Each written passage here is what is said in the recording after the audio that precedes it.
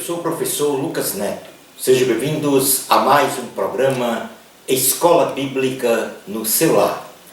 Hoje nós vamos estudar a lição de número 1, que tem como título A Necessidade de um Salvador. O homem foi criado para viver eternamente.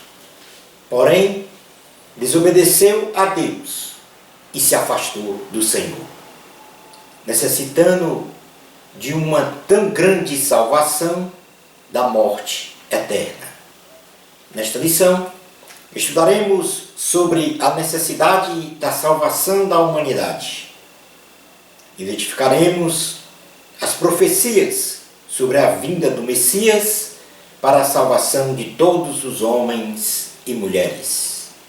Finalizando o nosso estudo, conhecendo os acontecimentos do nascimento do Senhor Jesus Cristo. A necessidade da salvação da humanidade.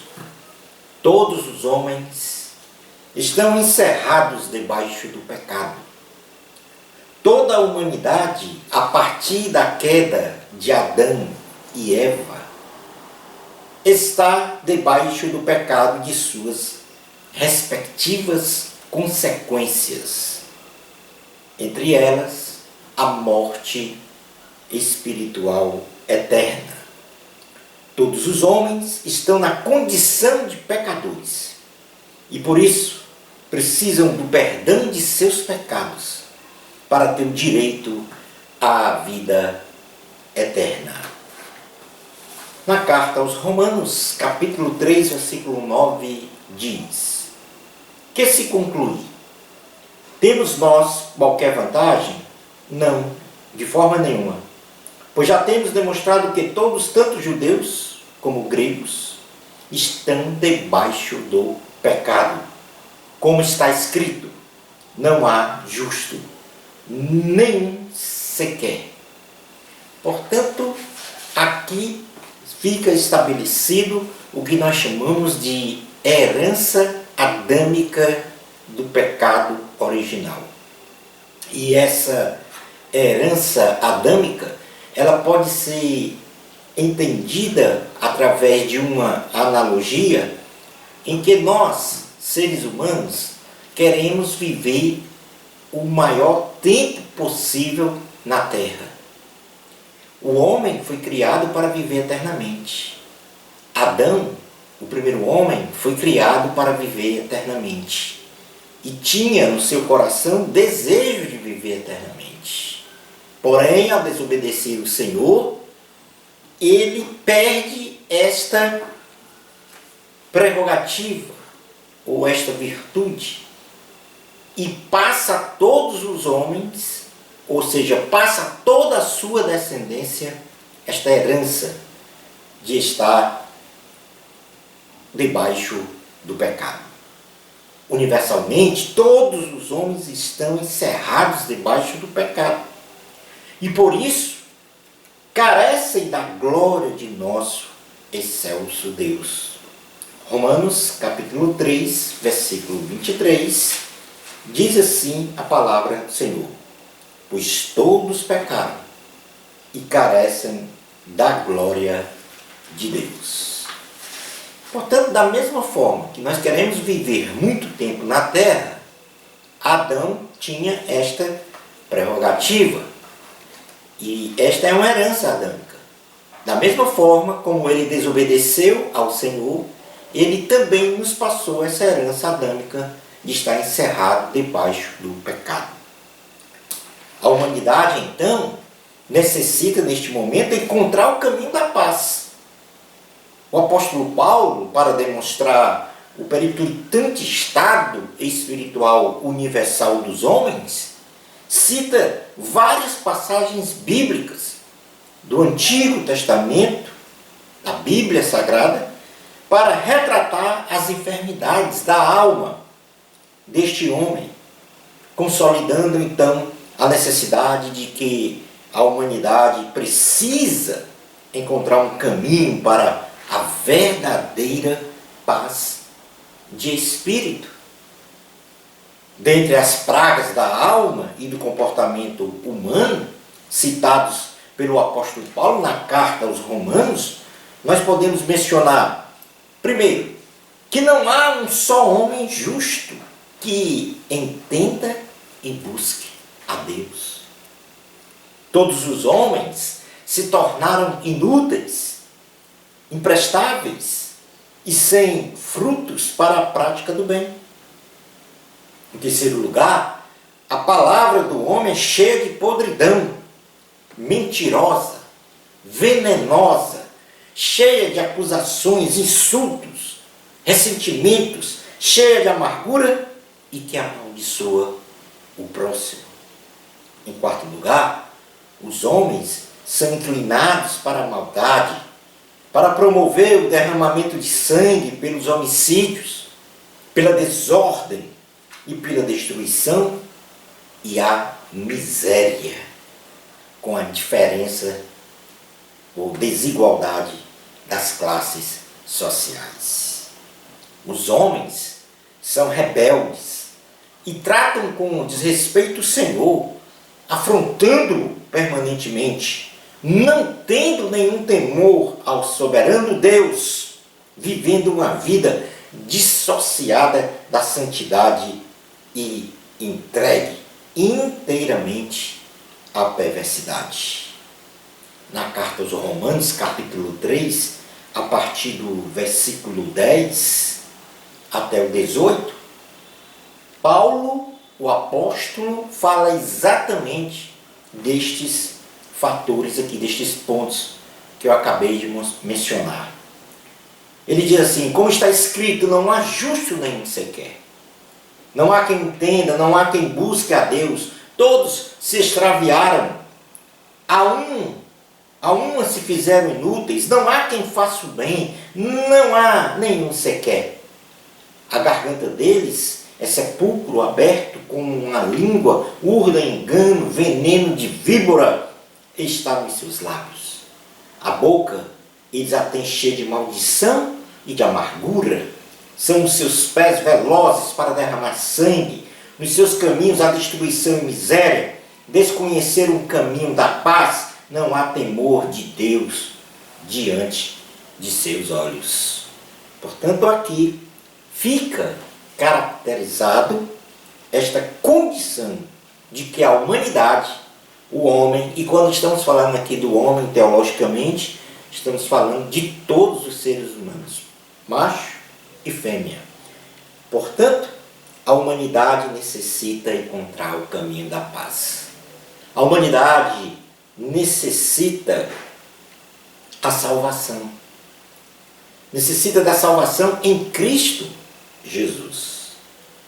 A humanidade ela necessita de uma solução para o pecado, para esta herança, para esta inclinação que os homens têm para a maldade, para a amargura, para a mentira, etc. Na carta aos Romanos, o apóstolo Paulo ele formula concretamente a doutrina da salvação do homem. Ou seja, ele coloca esta condição, esse estado pecaminoso do homem, mas também coloca o antídoto ou a solução para que as consequências destes pecados sejam aniquiladas.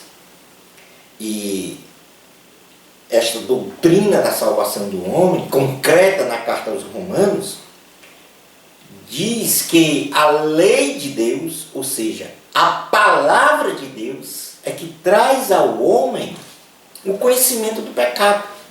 Então, quando nós abrimos a Bíblia e passamos a ler, a Bíblia aponta o pecado em nós. A Bíblia aponta a nossa condição. Que esta condição pecaminosa nos imputou a morte física e espiritual. E nos coloca, então, numa condição de pecador, numa condição de culpa diante de Deus. O homem tem uma dívida humanamente impagável para com Deus. Mas esta dívida, ela foi divinamente paga pelo sangue de Cristo, vertido na cruz do Calvário. E é pela graça que nós somos salvos da condenação eterna. Todos os homens necessitam de Cristo para a solução de seus pecados. Você que está me ouvindo e vendo, necessita da salvação. Necessita não só desta salvação, mas da mantença desta salvação. E ela só vem por um caminho. Este caminho é Cristo Jesus. O sacrifício de Cristo na cruz do Calvário. Romanos capítulo 3, versículos 19 e 20, diz assim o apóstolo: ora, sabemos que tudo o que a lei diz aos que vivem na lei, o diz para que se cale toda a boca e todo mundo seja culpável perante Deus. Visto que ninguém será justificado diante dele por obras da lei, em razão de que pela lei vem o pleno conhecimento do pecado. Logo, quando o homem se depara com a palavra de Deus, isto é, a lei, percebe que é portador de uma doença chamada pecado, que provoca uma condenação de morte física e espiritual, cujo remédio espiritual é Jesus Cristo, a graça de Deus dada aos homens, para que através da morte e ressurreição de Jesus, na cruz do Calvário, o homem seja salvo e receba então a vida eterna. Na carta aos Efésios, do capítulo 2, versículos de número 1 ao 10, o apóstolo Paulo novamente fala sobre esta condição da salvação em Cristo Jesus. Quando ele diz assim: Ele quem? Jesus Cristo vos deu vida, estando vós mortos nos vossos delitos e pecados, nos quais andastes outrora segundo o curso deste mundo, segundo o príncipe da potestade do ar, do espírito que agora atua nos filhos da desobediência, entre os quais também todos nós andamos outrora, segundo as inclinações da nossa carne, fazendo a vontade da carne e dos pensamentos. E éramos, por natureza, filhos da ira, como também os demais. Mas Deus, sendo rico em misericórdia, por causa do grande amor com que nos amou, e estando nós mortos em nossos delitos, nos deu vida juntamente com Cristo. Pela graça sois salvos, e juntamente com Ele nos ressuscitou, e nos fez assentar nos lugares celestiais em Cristo Jesus, para mostrar nos séculos vindouros a suprema riqueza da sua graça em bondade para conosco em Cristo Jesus. Porque pela graça sois salvos, mediante a fé, e isto não vem de nós, é dom de Deus, não de obras, para que ninguém se glorie, pois somos feitura dele, criados em Cristo Jesus para boas obras, as quais Deus de antemão preparou para que andássemos nela. Portanto, aqui o apóstolo Paulo nos fala que a salvação é um presente, é uma dádiva de Deus, e que ela não foi outorgada a nós por méritos nossos. Ninguém, nenhum ser humano tem a capacidade de salvar-se a si mesmo. Esta salvação veio pela graça, pelo favor imerecido, pelo sacrifício de Cristo na cruz do Calvário, pelo sangue derramado, sangue precioso, que nos lava e nos purifica de todo o pecado. Posto isso, a Bíblia Sagrada também traz profecias do nascimento de Jesus, ou seja, da vinda deste Messias, do Salvador, deste homem e também Deus, em sua humanidade 100% homem, em sua divindade 100% Deus. Que vai ser tema da nossa próxima lição. Mas, quando a Bíblia coloca estas profecias da vinda ou do nascimento de Jesus, é para identificar quem é realmente o Salvador da humanidade. E, dentre estas profecias, vou apenas aqui mencionar algumas. Nós não vamos ler por causa da exiguidade do tempo, os textos bíblicos, mas vou mencionar. A primeira profecia fala da humanidade de Jesus. Diz que um Deus se faria, ou se incorporaria em carne, se faria um ser humano, deixaria o seu trono, a sua majestade, e assumiria um corpo humano em sua humanidade para ser igual a um de nós. A vinda do Senhor Jesus se daria em forma corpórea, revelando a sua humanidade, o homem perfeito, e também se revelaria como um Deus forte para lutar e vencer as hostes malignas, firmando o juízo e a justiça de Deus. Gênesis, capítulo 3, versículos 14 e 15, e Isaías, capítulo 9, versículos 6 ao 7, fala exatamente desta condição do Messias assumir um corpo humano. Um Deus que deixa sua glória, a sua majestade, para assumir um corpo humano, para salvar a humanidade, para derramar o seu sangue. A palavra de Deus diz ainda que Jesus nasceria de uma virgem e o seu nome seria Emanuel, Deus conosco. O nome do Salvador seria Deus conosco. E nasceria então de uma virgem, no caso Maria, a escolhida, a bem-aventurada.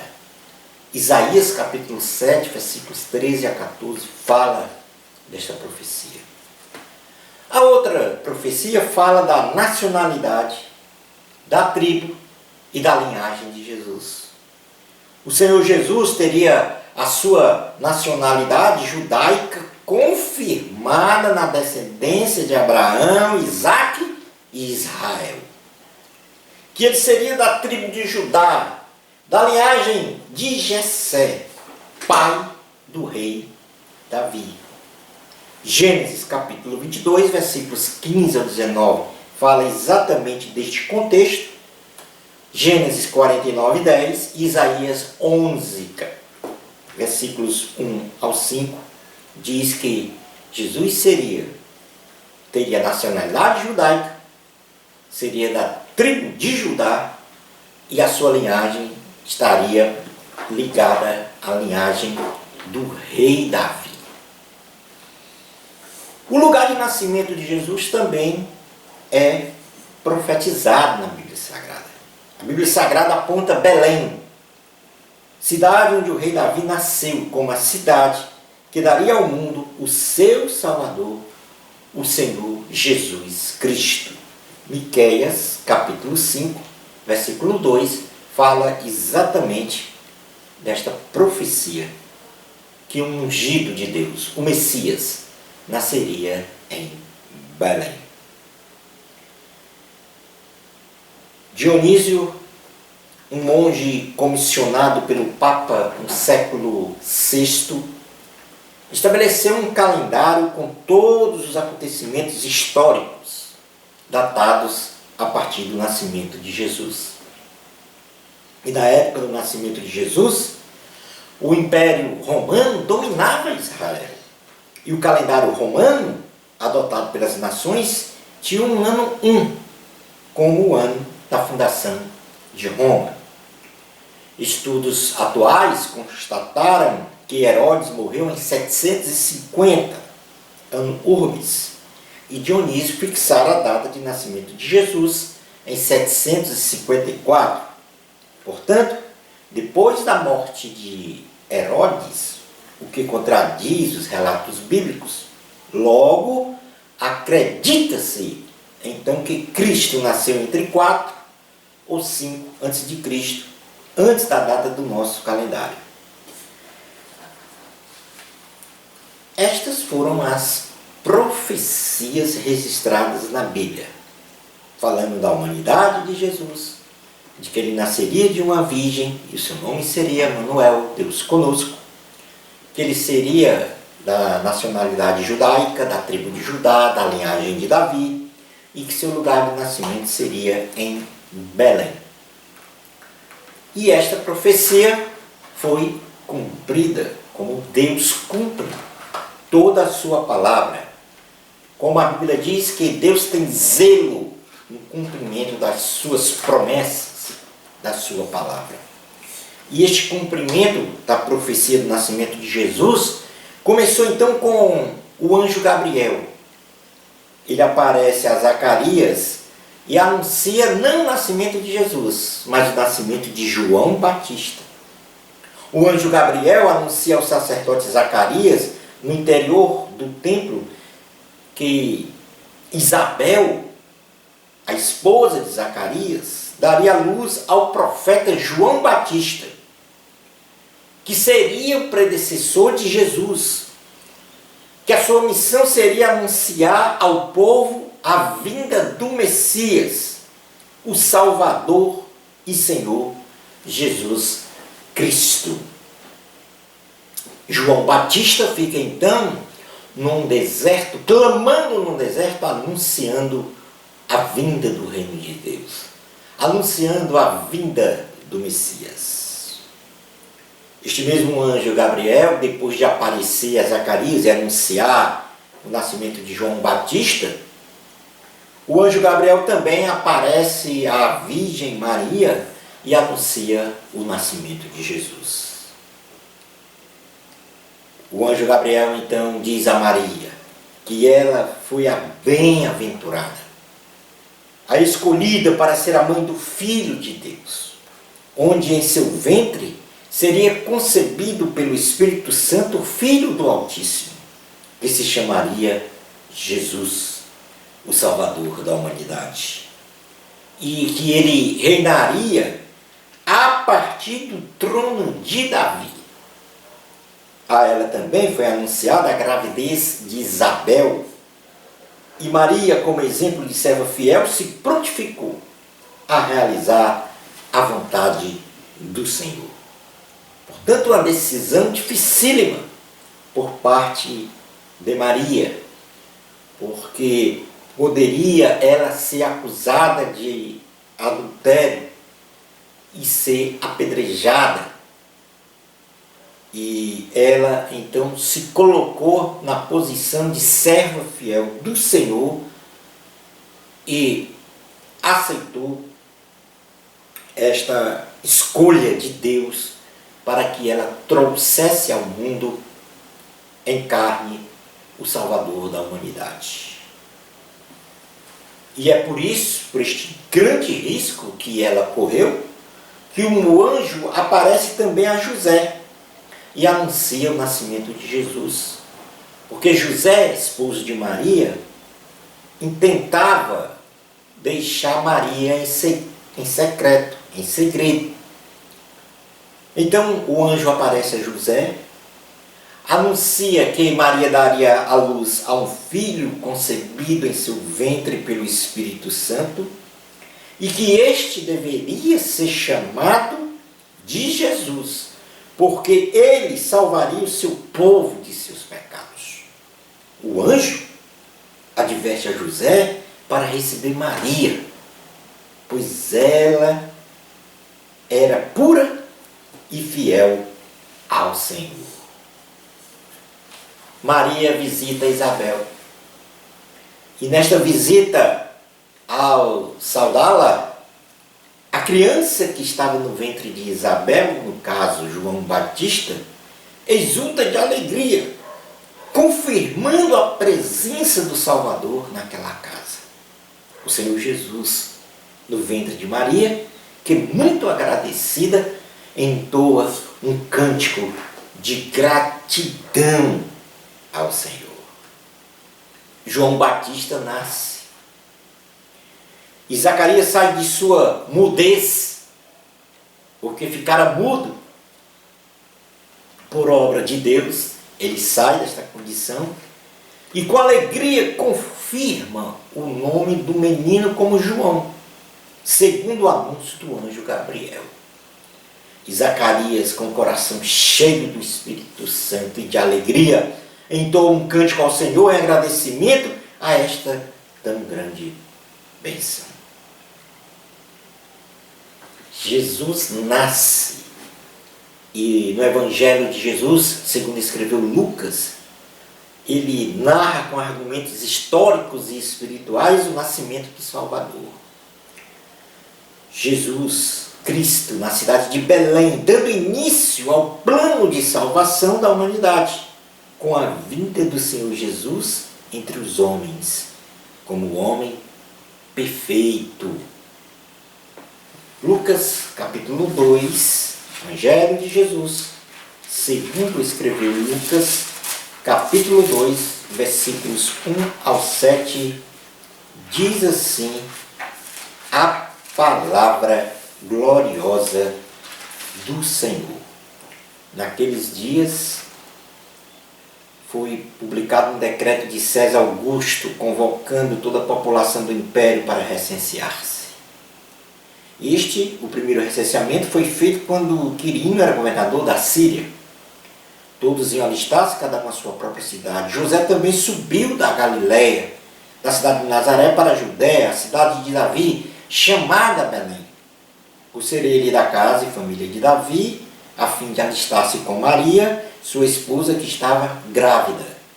Estando eles ali, aconteceu completar-se-lhe os dias e deu à luz o seu filho primogênito, enfaixou-o e o deitou numa manjedoura, porque não havia lugar para eles na hospedaria. Havia naquela mesma região pastores que viviam nos campos, guardavam seu rebanho durante as vigílias da noite. E um anjo do Senhor desceu aonde eles estavam. E a glória do Senhor brilhou ao redor deles, e ficaram tomados de grande temor. O anjo, porém, lhes disse: não temais, eis aqui vos trago boa nova de grande alegria, que o será para todo o povo. É que hoje vos nasceu na cidade de Davi o Salvador, que é Cristo, o Senhor. E isto vos servirá de sinal: encontrareis uma criança envolta em faixas e deitada em manjedoura. E subitamente apareceu com um anjo uma multidão da milícia celestial, louvando a Deus e dizendo: glória a Deus nas maiores alturas e paz na terra entre os homens a quem Ele quer bem. Estava aqui consumada o nascimento de Jesus. É visitado pelos anjos, pelos pastores e mais tarde, algum tempo depois, pelos magos. Jesus então começa a sua vida na terra. E o primeiro sinal foi a sua circuncisão e a sua apresentação no templo. Conforme a lei de Moisés prescrevia, Jesus foi circuncidado ao 8º dia e apresentado no templo em consagração de sua primogenitura e oferecido o sacrifício. Observe que toda a historicidade aqui que eu coloquei do nascimento de Jesus é o exato cumprimento de todas as profecias que nós falamos aqui no Antigo Testamento sobre o nascimento de Jesus. Há ainda sinais confirmativos de Jesus como Salvador, como Messias, através do cântico de Simeão e a profecia de Ana. O Espírito Santo, ele revelara a Simeão que este não morreria sem antes contemplar visualmente o Cristo, o Salvador. Sendo então esta promessa confirmada, onde Simeão pôde ver Jesus e entoou um cântico exaltando Jesus. Ao mesmo tempo, uma mulher de 84 anos profetizava a respeito do menino a todos que esperavam a redenção de Jerusalém.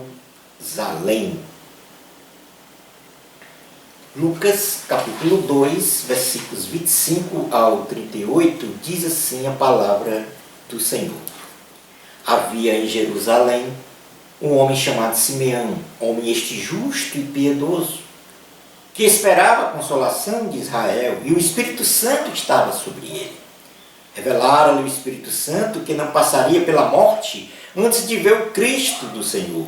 Movido pelo Espírito, foi ao templo, e quando os pais trouxeram o menino Jesus para fazer com ele o que a lei ordenava, Simeão tomou nos braços e louvou a Deus, dizendo: Agora, Senhor, podes despedir em paz o teu servo, segundo a tua palavra, porque os meus olhos já viram a tua salvação, a qual preparastes diante de todos os povos, luz para a revelação dos gentios e para a glória do teu povo de Israel. E estava o pai e a mãe do menino admirados do que dele se dizia.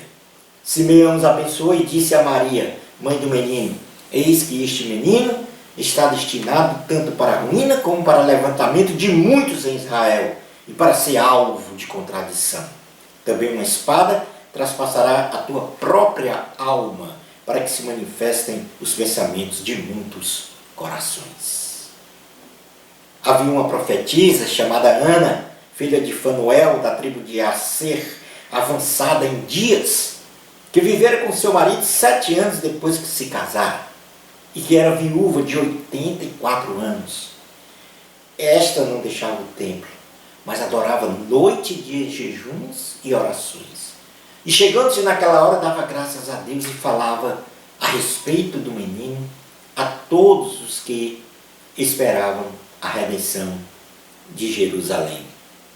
Cumpridas todas as ordenanças segundo a lei do Senhor, voltaram para a Galiléia, para a sua cidade de Nazaré.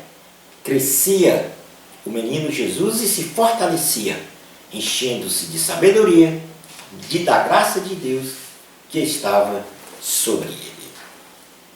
Homens piedosos reconheceram Cristo como uma promessa messiânica, como vimos aqui nesses registros bíblicos, tais como os pastores, os reis magos, Simeão, a profetisa Ana, Zacarias, Isabel, João Batista e outros.